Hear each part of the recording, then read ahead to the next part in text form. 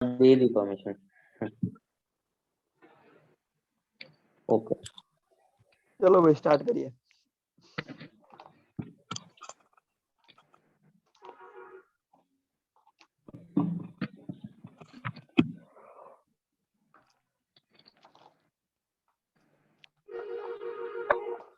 तो अभी ये टेबल के कॉन्सेप्ट्स एक एक करके पूरे डिटेल में मैं आपको समझाऊंगा। तो 2.4.1 में है नेचर ऑफ पीपल का सबसे पहला है इंडिविजुअल डिफरेंसेस। तो देखिए दो we all human beings are similar yet we are also very different. Everyone has a different gift of nature, different gift of intelligence, different perception, different ways of behaviour. तो देखिए जैसे कि हम बोलते हैं ना एक ही बाप के दो ट्विंस बेटे लेकिन फिर भी दोनों एक ही है क्या? दोनों अलग अलग होते हैं। अभी जैसे कि मैं मेरे भैया की बात कर ले तो मेरे भैया मुझसे 5 साल बड़े हैं, लेकिन मुझे नॉर्थ इंडियन पसंद है, उन्हें साउथ इंडियन पसंद है। मुझे फॉर एग्जांपल अगर साउथ की फिल्में पसंद है तो उन्हें साउथ की फिल्में बिल्कुल नहीं पसंद। तो ऐसा मतलब परसेप्शन अलग अलग है हम दोनों का। ऐसा नहीं है कि हम दोनों एक हमारे पिता एक ही है लेकिन हम दोनों कितने अलग अलग है। जैसे कि वो धूम 3 मूवी की मैं बात करूं तो उसमें साहिर और समर कितना अलग अलग थे। एक थोड़ा सा मेंटली एग्जैक्टली। और वो दूसरा कितना एकदम चालाक, इंटेलिजेंट, चालाक, चतुर, लोमड़ी टाइप का। भाई तू तो बहुत वैसे डिटेल में मूवी देखता है, ऐसा तो लग भैया रहा है। आप बेवकूफ हो कि आपके भाई बेवकूफ है? कोई बेवकूफ नहीं है, अरे आपने सब बोले इधर ना। स्कॉलर है। और जैसे कि देखो अभी यहाँ पे भी लिखा हुआ है every person is every human beings are similar yet we are very different. तो देखो जैसे कि मैंने एग्जांपल दिया था, मुझे कुछ और पसंद है, मेरे भैया को कुछ और पसंद है। तो देखिए इसमें ऐसा होता है everyone has a different gift of nature. मुझे अगर पढ़ने का बहुत शौक है तो मेरे भैया को पढ़ने का नहीं है, लेकिन उन्हें और चीजों का शौक है। मतलब हर एक का अपना अपना एक बोलते हैं ना स्ट्रेंथ होता है, अपना अपना वीकनेस होता है। तो इट्स लाइक दैट। अभी मेरे को मैथ्स बिल्कुल नहीं पसंद है, मेरे भैया मतलब मैथ्स उनका पहला प्यार है। It's like that. वो इंजीनियर में और मैं कॉमर्स स्टूडेंट हूँ, तो मतलब समझ सकते हैं आप कितना डिफरेंस है हम दोनों के बीच में। So yeah, it have different gift of nature, different level of intelligence, different perception, and different ways of behavior. When it comes to human behavior, that cannot be a prescriptive solution. अभी देखो हर एक चीज का अपना अपना हम समझ तो सकते हैं एक लेवल तक, लेकिन ह्यूमन बिहेवियर को आज तक कभी साइंस भी नहीं समझ पाया अब तक, तो हम क्या समझेंगे। Every individual should be treated differently even if two people have the same behavioural problems. अभी देखो जैसे कि कोई भी बिहेवियर है, जैसे कि every behaviour should be treated differently even if two people have the same behavioural problems. कोई भी दो आदमी जिनका बिहेवियर अलग अलग है उन्हें ट्रीटमेंट सेम तरह का ही मिलना चाहिए। The concept also tells the manager that he needs to be aware of his own stereotypes. अभी देखो जैसे कि स्टीरियोटाइप एक तरह की टेंडेंसी है to attribute the traits of a group to an individual because he belongs to the said group.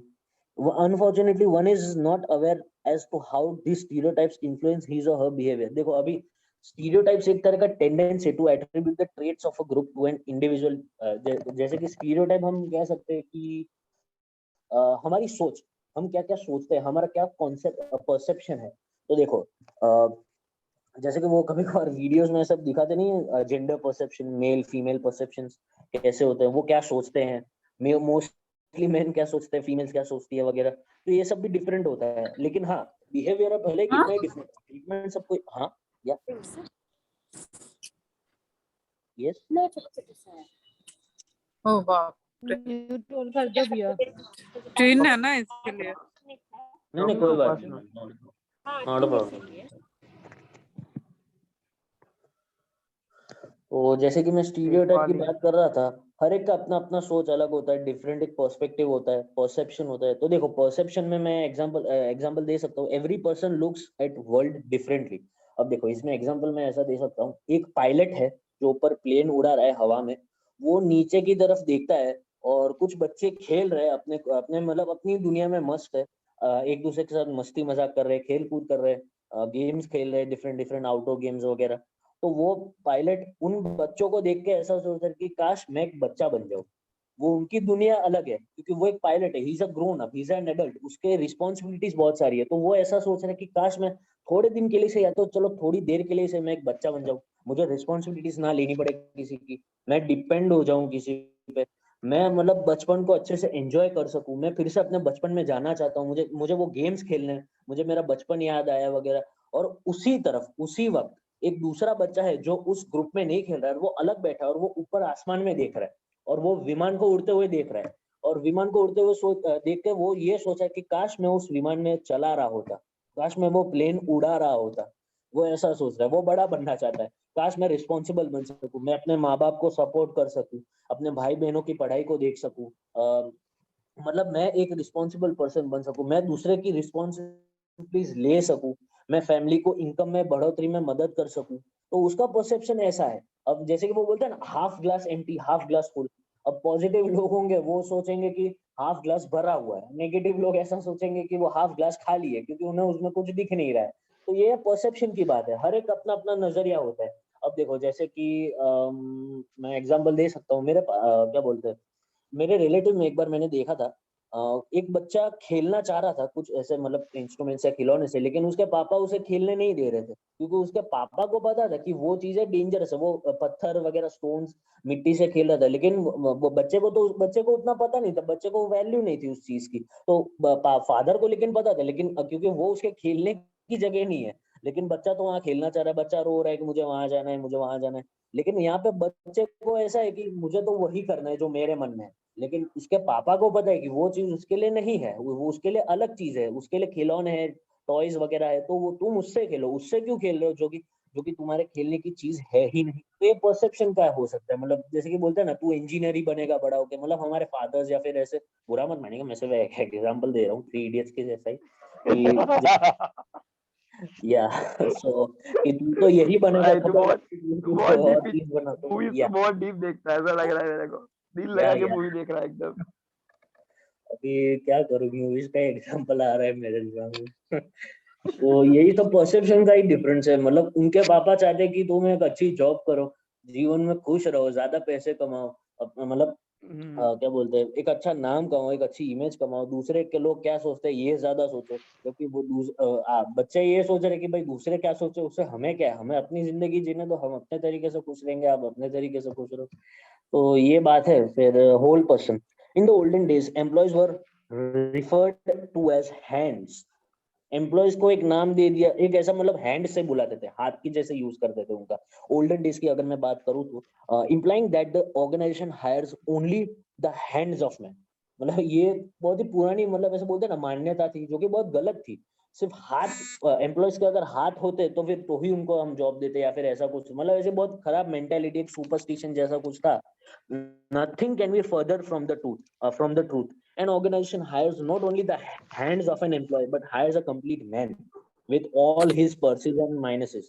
तो देखिए, ऐसा नहीं है कि हम सिर्फ एम्प्लॉयज के हाथ को और नौकरी देते, हम पूरे के पूरे आदमी को नौकरी देते। हाँ हाँ या हाँ विश्वा, वो थोड़ा सा ऐसा है, जो थिंकिंग थी ना उनकी दैट टाइम में, तो उनका ऐसा मानना था यार, आदमी काम नहीं कर रहा है, सिर्फ उसके हाथ ही काम कर रहे हैं।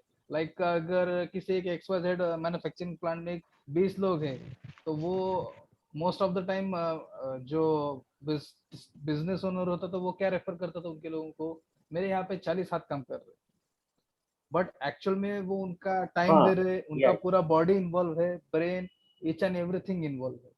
तो ये मतलब ये यस परसेप्शन था वो टाइम में कि यार चलो, आदमी की कोई वैल्यू नहीं है, जो वो काम कर रहा है सिर्फ उसी की वैल्यू है, ये उसके ऐसा उनके था। हाथ की वैल्यू है, वो आदमी की कोई हाथ की, वैल्यू हाँ नहीं मतलब है।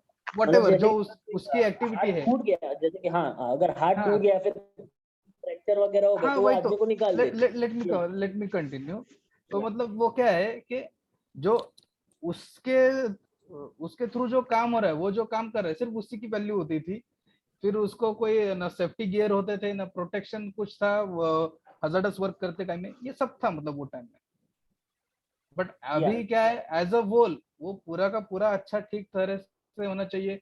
लाइक अभी हम सोचते हैं कि यार जब हेवी वेट लिफ्ट करना है तो अलग अलग से पोस्चर्स पूरा पिक्चोरियल बनाया जाता है हर एक छोटी मोटी कंपनीज में, how to lift the weight, how to grab the material, yes eyes को प्रोटेक्शन कैसे करना चाहिए, ये है। तो प्रीवियस टाइम में ये कोई इग्नोरेंस था, ये हर चीज में सिर्फ काम से लेना देना था, ये मीनिंग है उसका। सो अभी person as a whole important है। अगर पर्सन है, वट एवर उसका जो भी उसकी स्किल्स है वो उस पर ठीक से काम करना चाहिए, और उससे अलग से कोई तकलीफ नहीं होनी चाहिए। यस यस, श्योर श्योर, या। हाँ ऐसा है। कंटिन्यू। तो होल पर्सन तक किसी को कोई डाउट है? नहीं है, नहीं है। इसमें ओके मैं एक बात नहीं, बोलना कोई चाहता डाउट हूँ। नहीं है। ओके, ये जो सेम तो थिंकिंग यार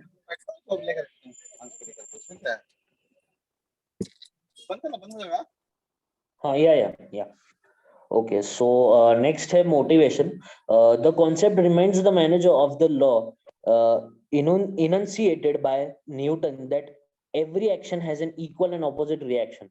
This means the manager by his own behavior can cause an employee behave in a particular way. अब देखो, जैसे कि कोई एक रूड मैनेजर है, काफी एग्रेसिव मैनेजर है, वो मतलब एम्प्लॉयज की वैल्यू नहीं समझता है, तो अगर वो उसे उसी तरह बात करेगा जिससे उसे बात नहीं करनी चाहिए। देखो, जैसे कि कोई हार्ड वर्किंग अच्छा एम्प्लॉय है, अब उस पर कभी तो भी हम गुस्से से बात कर ले, बहुत ही एग्रेशन दिखा दे, एटीट्यूड वगैरह दिखा दे, तो वो एम्प्लॉय को फिर अगर हम उससे परफेक्शन एक्सपेक्ट कर दे तो वो हम एक्सपेक्ट फिर हमें नहीं करना चाहिए, क्योंकि हम उससे इतना रूडली बात कर रहे हैं, उतना एग्रेसिव वे में बात कर रहे हैं, जबकि वो उतना डिजर्व ही नहीं करता है उतना एग्रेसिव, क्योंकि वो तो अच्छा एम्प्लॉय है, उसमें अपना पर्सनल गुस्सा या फिर वो सब क्यों ठोक रहे हैं, वो सबऑर्डिनेट है इसलिए कुछ नहीं बोल सकता, हम उस पर अपना पूरा गुस्सा निकाल देंगे। It's not like that. Cost behaviour भी एक चीज होती है, जैसे कि मोटिवेशन की बात है, अगर वो एम्प्लॉय को रिस्पेक्ट देगा, रिस्पेक्टफुल मैनर में बात करेगा, तो एम्प्लॉय का भी मन होगा, हाँ यार मेरा मैनेजर मुझे इतना इज्जत दे रहा है, मुझसे इतना एक्सपेक्टेशन रख रहा है, और वो भी एक अच्छे वे में। इट्स नॉट लाइक कि मैंने ऑर्डर दे दिया और मैं चला गया, मेरे हेल्प भी कर रहा है, तो मेरा भी एक फर्ज बनता है, मेरा भी एक मतलब बोलते हैं ना ड्यूटी बनता है कि मैं अपनी कंपनी को कुछ दूं। तो ये मोटिवेशन की तरह है, अगर आप उनसे अगर मजदूरों की तरह काम करवाओगे, गधों की तरह काम करवाओगे तो कुछ नहीं होगा, लेकिन अगर आप इंसानों की तरह एक प्रॉपर प्रोटोकॉल की तरह एक अच्छे से रिस्पेक्टफुल मैनर में काम करवाओगे, तो आपको गोल्स भी अचीव होंगे, आपका काम भी अच्छा होगा, और कॉन्फ्लिक्ट्स भी बहुत कम होंगे, मिसअंडरस्टैंडिंग्स वगैरह ये सब कम होंगे, और स्मूथली पूरा ऑर्गेनाइजेशन काम करता रहेगा। फिर है Personal touch type of. या Personal touch. हाँ, या फिर है desire for involvement. People like to feel good about them. This desire is reflected in the drive for self-efficacy or the belief that one has the necessary capabilities to perform a task, fulfill expectations, contribute meaninglessly, and meet challenges with success. तो ये यहाँ पे हम ऐसा कह सकते हैं कि डिजायर फॉर इन्वॉल्वमेंट. अब देखो, जैसे कि कोई डिसीजन मेकिंग प्रोसेस है, या फिर कोई एक ऐसा कंपनी का मीटिंग है जहाँ पे एम्प्लॉयज को भी इंक्लूड किया गया है, तो एम्प्लॉयज को भी लगता है कि हाँ यार हमें एक मौका मिला है, हमें एक उन्हें अच्छा लगता है कि we are also included in that process. अब अगर इंक्लूडेड ही नहीं करोगे आप, तो फिर एम्प्लॉयज अपना मतलब काम कैसे करेंगे, अपना व्यू कैसे देंगे. तो यहाँ पे भी एक मूवी का एग्जाम्पल देना चाहूंगा मैं, कोई बुरा तो ना माने तो. दे दे भाई, दे तू जी ले अपनी जिंदगी। Continue. Gabbar is back movie जैसा, गब्बर इज बैक अरे मूवी भैया में आपने सुनो, विस्बा भैया आपने ये तो बोला था ना एवरी एक्शन अपोजिट रिएक्शन, उसके बाद मेरे को समझ में नहीं आया इसमें क्या बताना चाह रहे हैं आप. ऊपर देखो, आपने कुछ बढ़ाया था. अगर हम एम्प्लॉय से बुरा बर्ताव कर रहे हैं और उनसे मैं थोड़ा बताऊं इसमें? हाँ या प्लीज. हाँ, वो ऐसा है ना मानसी, न्यूटन का एक लॉ था अपने को कि every action has equal and opposite. मतलब एक ह्यूमन का टेंडेंसी कैसा होता है नॉर्मली कि अगर मैनेजर किसी लोअर लेबर के साथ, वर्कर के साथ कुछ थोड़ा मिसबिहेव अरे करता है. देखो, मैंने जो पढ़ी थी साइंस के अकॉर्डिंग, तो वो तो ऐसा होता बोलो. था कि अगर अपन मतलब सामने मूव कर रहे हैं तो वो पीछे जाएगा, ऐसा था वो यस, फ्रिक्शन वगैरह. अपोजिट में आएगा. तो अभी क्या अपोजिट है, डायरेक्शन होगा. हाँ, तो अगर मैनेजर ने किसी उसके सबऑर्डिनेट को अननेसेसरली स्कोल्ड किया, हेवीली, बहुत ज्यादा शाउट किया, थोड़ा बहुत बुरा भला कहा, हाँ, तो उसका रिएक्शन कैसा होता है एम्प्लॉय का, वो एट दैट मोमेंट के लिए शांत रहेगा, and after that he is ready to pay back that all. तो वो भी मैनेजर को ट्रबल करने के लिए कुछ ना कुछ करेगा. तो ये ऐसे लेना पड़ेगा इसको, मीन्स मैनेजर को तकलीफ देने के लिए फिजिकली या मेंटली. Actually, मतलब जो वो Mansi अपना is talking about first law of Newton, and the other person is talking about third law of Newton. There are 3 laws of Newton. हाँ, It's 3 a लो है, third law. तीनों पढ़ता है. हाँ, वो हाँ. थर्ड के एक बारे में में बोल रहे अपोजिट थर्ड होता है, इक्वल एक एंड में अपोजिट इक्वल रिएक्शन. होता है, हाँ, एक में एक बार अपोजिट रहता है और एक में हाँ, वो वो होता है कि फर्स्ट पूरा वाला इनर्शिया वाला है। इनर्शिया Actually वाला recently मैंने इनर्शिया, बच्चे वो को पानी पढ़ाया में कुछ मैंने। डूब जाता है, तो हाँ वो वहाँ पता है मेरे को, मैंने वो हाँ 9th में पढ़ी थी। हाँ Guys, OB. OB exactly OB. Hmm,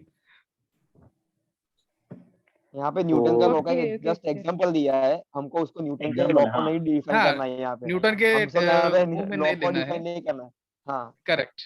in short यहाँ पे यही कहना चाहता है कि कोई मैनेजर अपना जो सबऑर्डिनेट है वो अच्छे से काम कर रहा है और बिना बात का उसके ऊपर चिल्ला रहा है, तो वो एम्प्लॉय उस टाइम पे शांत रहेगा, और कुछ टाइम के बाद वो ऐसे ही सोचेगा कि मैं अपने मैनेजर को सही से रिपोर्टिंग ना करूं, या उसको परेशान करूं, या जो मैं काम परेशान मेहनत करने से के कर लिए रहा हूँ, सोचेगा फिर। हाँ हाँ, तो मैं जो मैं मेहनत से काम कर रहा हूँ मेहनत में कम कर दूं, अभी वो खुद देख लेगा, मैं क्यों इतना फालतू में लोड लूं, ऐसा वो सोचेगा, छोड़ देगा उसके ऊपर, तू देख ले भाई, ऐसा। और इन दूसरी शॉर्ट बात ऐसा, अगर मैनेजर अगर केयरलेस है आउटपुट के बारे में, उसका XYZ प्लांट या प्रोजेक्ट के आउटपुट के बारे में, तो ऑटोमेटिकली एम्प्लॉयज भी केयरलेस हो जाते हैं उसके सबऑर्डिनेट्स, चलो जाने दो क्या हाँ करना है हाँ, हमें, ये मतलब एटीट्यूड आ हाँ, जाता उन्हें है। ऐसा लगेगा वो कि यार एटीट्यूड, बॉस को खुद ही नहीं, Demotivation, right? मतलब हाँ हाँ, Am बॉस I को right, खुद ही मैम? तो उसके बिजनेस की नहीं पड़ी है, तो हम क्यों उसके बिजनेस पे इतना काम करें, मतलब उसे हाँ खुद हाँ ही इम्प्रूव हाँ, नहीं होना बस है, बस तो हाँ बस बस या बस, ओके, हाँ, चलो नेक्स्ट नेक्स्ट नेक्स्ट, चलो desire next. Of Dude, involvement भी हो अभी गया, desire of take this. Involvement ये भी हो हो वो गया। गया भी हो हो गया, गया ना, हम्म। वो भी हो गया। वैल्यू ऑफ द पर्सन, तो कोई भी मतलब कोई भी अगर लेबरर भी हो ना, वो भी थोड़ी बहुत तो इज्जत एक्सपेक्ट करता है, तो वो हमारा काम है कि हर एक इंसान की वैल्यू करो, क्योंकि कभी कभार ऐसा होता है कि इंसानों की वैल्यू अगर आप करोगे ना, तो उनके लिए वो बहुत बड़ी चीज होगी। अब देखो, जैसे कि अगर मैंने छोटा सा ही अच्छा काम किया, छोटा सा ही सही, लेकिन अगर अच्छा काम किया और अगर मुझे उसके लिए अप्रेजल मिला ना, तो मुझे ऐसा लगे कि यार अगर मुझे छोटे से काम के लिए इतना अप्रेजल मिला, तो सोचो अगर मैं और भी बड़ा और अच्छा काम करूंगा तो मुझे कितना अप्रेजल मिलेगा। तो वो एम्प्लॉय अपने आप अंदर से उसे ऐसा होगा कि हाँ यार, कंपनी मुझे इतना मतलब अप्रेस कर रही है, मुझे इतना इंसेंटिव्स दे रही है, अच्छा पैसा दे रही है, सैलरी अलाउंस वगैरह, तो मुझे भी कंपनी को कुछ देना चाहिए। तो वैल्यू अगर अगर हम पर्सन की वैल्यू करेंगे, तो वो भी ऑर्गेनाइजेशन की वैल्यू करेगा। ये न्यूटन के लॉ की तरह ही है, हम अगर उसकी वैल्यू करेंगे तो वो भी हमारे ऑर्गेनाइजेशन की वैल्यू करेगा।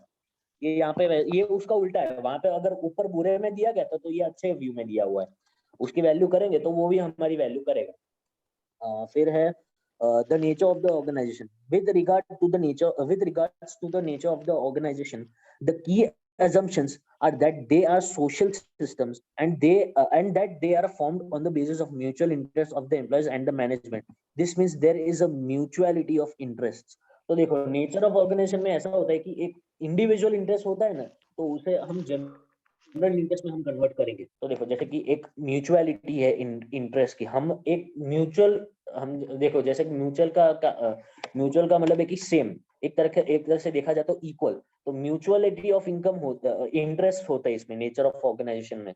तो देखो, अगर किसी का एक इंटरेस्ट अलग है, किसी का दूसरे का अलग इंटरेस्ट है, तो नो, वैसा नहीं होना चाहिए, म्यूचुअलिटी होना चाहिए। नेचर ऑफ ऑर्गेनाइजेशन का यही काम है कि ऑर्गेनाइजेशन में हर एक अपने अपने बारे में सोचेगा, तो फिर काम अच्छे से हो ही नहीं पाएगा। लेकिन अगर हमारा एक म्यूचुअल इंटरेस्ट होगा, एक सेम इंटरेस्ट होगा ऑर्गेनाइजेशन के लिए काम करना, तो उसमें हमारा भी इंटरेस्ट आ ही जाएगा अपने आप। क्योंकि अगर हम कंपनी के लिए काम करेंगे तो ऑटोमेटिकली हमारा भी भला हो ही जाएगा। लेकिन अगर हम कंपनी के लिए काम नहीं करेंगे और खुद के लिए ही काम करेंगे, तो फिर काम अच्छे से नहीं हो पाएगा, और हमें जो चाहिए उसके लिए हमें फिर डबल मेहनत करनी पड़ेगी, और उतना फिर हम कर नहीं पाएंगे कभी कभार। तो इसलिए बोलते हैं ना, कंपनी का भला करो, खुद का भला अपने आप हो जाएगा। तो इसमें अगर हम यही कहना चाह रहे हैं, there should be a mutuality of interest. हर एक अगर ऐसा सोचेगा कि मैं कंपनी का भला करूं, तो उसका भी भला अपने आप उसके अंदर आ जाएगा। ये नेचर है ऑर्गेनाइजेशन का। फिर organization is a social system. All the employees are the members of the society from which they came. Thus the organization becomes a social system where the value systems where there are value systems, customs and etc. तो देखो, organisation भी एक तरह का social system है। क्यों? क्योंकि उसके अंदर एम्प्लॉयज जो है, जितने की मेंबर्स है, वो भी एक सोसाइटी से ही आते हैं, वो एक अपनी अलग सोसाइटी से आते हैं। इट्स नॉट लाइक कि मैं सोसाइटी का नाम बता रहा हूँ, but it's a type of a society. तो वो भी एक तरह का सोसाइटी से ही आते हैं। तो ऑर्गेनाइजेशन भी एक तरह का सोशल सिस्टम हो गया, जहाँ पे एक वैल्यू सिस्टम्स होते हैं, कस्टम्स होते हैं, ट्रेडिशंस वगैरह होती है, etcetera. where there are value system, customs, etc conform to those of the society at large. Any organization that has inconsistent value system with an external voice society break हो does रहा है। not hello मेरा voice clear है? Hello guide. हाँ अभी आ रहा है Clear, clear. हाँ क्लियर क्लियर। यस ओके तो ऊपर का समझ में आया? Organisation is a social system या फिर से समझना? यस यस यस नहीं कंप्लीट। ओके ठीक है। तो any organization that has inconsistent value system with the external society does not last long. अभी कोई भी ऑर्गेनाइजेशन का अगर इनकंसिस्टेंट वैल्यू सिस्टम है, वो बाहर की सोसाइटी के बारे में सोच ही नहीं रहा, उनकी वैल्यू नहीं कर रहा, उनकी रिस्पेक्ट नहीं कर रहा है, तो वो सोसाइटी लास्ट लॉन्ग नहीं हो पाएगी, वो ऑर्गेनाइजेशन लास्ट लॉन्ग नहीं हो पाएगा।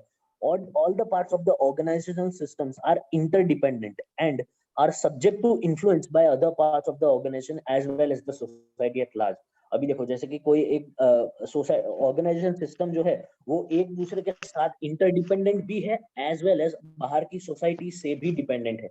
अब अगर उसने बाहर की सोसाइटी से ही नाता तोड़ दिया है, मतलब वो कंपनी ऐसे सिर्फ वही प्रोड्यूस कर रही है जिससे उसे लगे कि सिर्फ हमें प्रॉफिट होगा तो हम वही चीज प्रोड्यूस करेंगे, भले फिर कस्टमर भाड़ में जाए, हमें सिर्फ हमारे पैसे से मतलब है। अगर वो वैसा सोचेगा, अगर ऑर्गेनाइजेशन वैसे सोचेगी तो कोई फायदा नहीं होगा, वो ऑर्गेनाइजेशन डूबेगी ही डूबेगी, क्योंकि वो मतलब ज्यादा देर तक क्या बोलते हैं सर्वाइव नहीं कर पाएगी।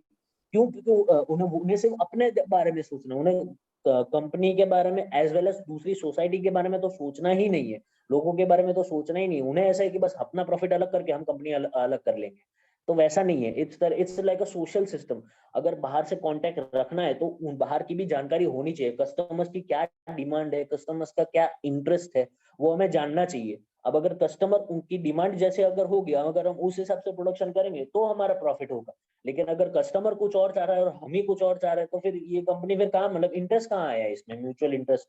यहाँ पे ये भी बात है कि इंडिविजुअल मतलब जैसे कि कंपनी का जो इंटरेस्ट है और बाहर का जो एनवायरमेंट का जो इंटरेस्ट है वो भी मिलना चाहिए। अगर मुझे जैसे कि फॉर एग्जांपल अभी मैं कस्टमर हूँ, मुझे मान लीजिए सोप चाहिए, कोई भी साबुन चाहिए, लेकिन कंपनी जो साबुन बनाने वाली कंपनी है वो ये सोचे कि नहीं, हम साबुन अगर बनाएंगे तो चंदन का ही बनाएंगे, हम कोई और साबुन बेचेंगे ही नहीं। और वो भी मतलब अगर 25 रुपए का मेरा बजट है, मैं तो सिर्फ 100 रुपए में बेचूंगा भाई, मैं उससे कम में नहीं बेचूंगा। कंपनी ऐसा बोले तो मैं कैसे खरीदूंगा? मेरा बजट ही 25 का है और मुझे अलग तरह का चाहिए। जैसे कि अगर मुझे चंदन से एलर्जी है फॉर एग्जाम्पल, और वो वही सोप बेच रहा है और वो भी 100 रुपए में बेच रहे, तो मैं कैसे लूंगा?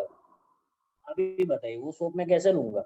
मुझे चंदन से एलर्जी है, मेरा बजट 25 है, तो वो 100 मांग रहे हैं, तो मैं कहाँ से लूँ? मेरा इंटरेस्ट कहाँ पे होगा इस कंपनी में? तो ये बात है सोशल सिस्टम की। यहाँ पे जैसे बात है, बाहर का जो इंटरेस्ट है वो और हमारा जो इंटरेस्ट है वो भी सेम होना चाहिए, वरना फिर ये कंपनी सस्टेन नहीं कर पाएगी। फिर mutuality of interest.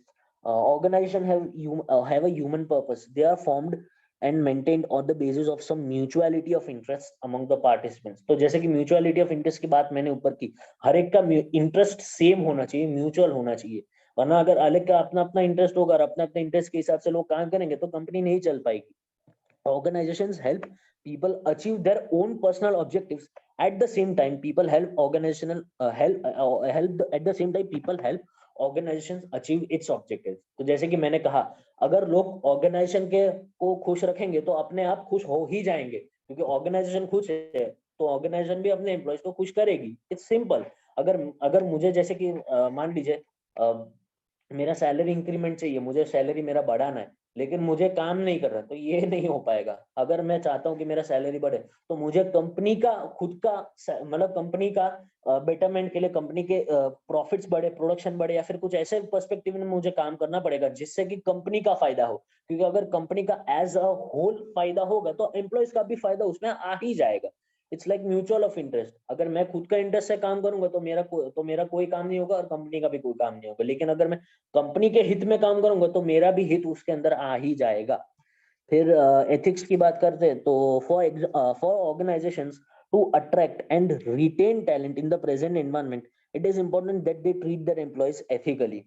More and more companies are realizing this and are looking at a variety of ways to ensure ethical treatment.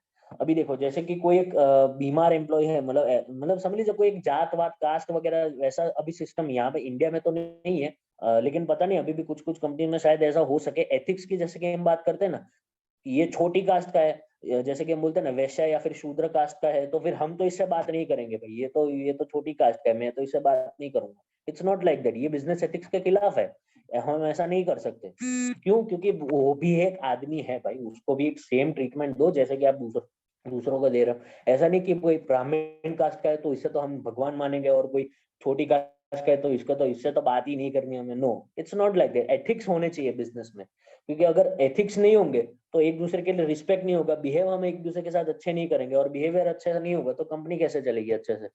तो इट्स लाइक दैट, हमें हर एक पर्सन को इक्वल ट्रीटमेंट देना चाहिए, एथिकल होना चाहिए, वो एथिकल बिहेवियर होना चाहिए। इट्स नॉट लाइक वो छोटा है तो छोटा ही है, छोटी जात का बोलते हैं ना, छोटा आदमी है भाई, छोटा मुंह बड़ी बात, वैसा तो वैसा नहीं होना चाहिए भाई। हर एक एम्प्लॉय का अपना अपना अलग स्टेटस है, हर एक की अपनी अपनी अलग पहचान है, और हर एक का अपना अपना एक पर्पस है, मोटिव है, हर एक का एक परसेप्शन है। तो हर एक का रिस्पेक्ट करो और हर एक को रिस्पेक्ट करने दो। तो यस, इतना ही है इसमें। फिर ऑर्गेनाइजेशनल मॉडल्स, हर्ष भाई आ तो थोड़ું જોઈ લેશો તમે? મને આ એટલું નથી આવડતું. एक मिनट वेट। हाँ,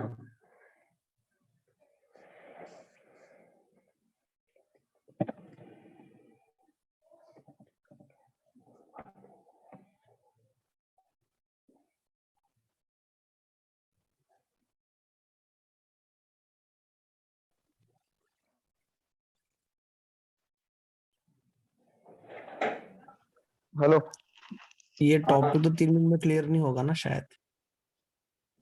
क्या हुआ? अ, क्या हुआ? हेलो, 3 मिनट से बाकी है तो उसमें तो क्लियर तो नहीं होगा शायद, हो जाएगा। हाँ 3 अभी नेक्स्ट मिनट्स सेशन में में तो नहीं करते हैं, होगा। नेक्स्ट सेशन ठीक है, में नेक्स्ट करेंगे। सेशन में कल इसका ही रखेंगे, कल वो भी कंटिन्यू करेंगे आगे, थर्ड चैप्टर तक जितना जाएंगे, जितना जा सकते उतना करते रहेंगे।